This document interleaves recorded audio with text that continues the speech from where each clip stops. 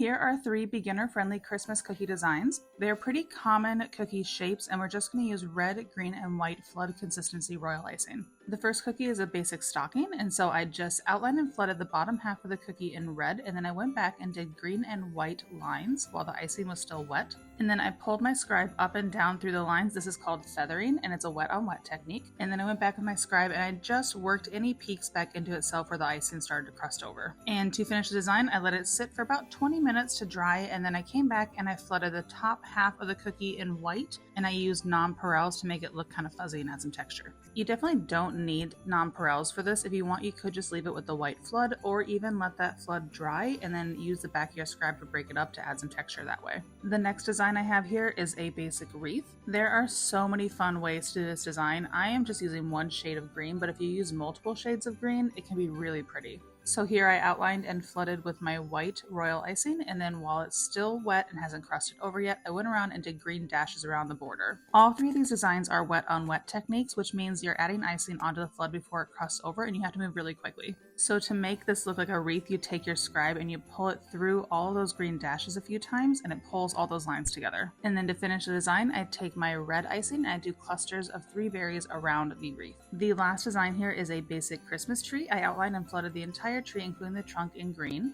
As soon as I'm finished with the green flood, I take my white icing and I do a line back and forth up through the whole tree, and then I take my scribe and pull it from the bottom to the top of the tree with one swipe. And then I finish my design with some red dots for the ornaments. To answer some common questions, I am outlining and flooding with the same icing. I don't have a separate consistency for the outline here. And for these wet on wet techniques, the icing should be a looser consistency. I like to compare it to shampoo, just so that it doesn't crust over too quickly.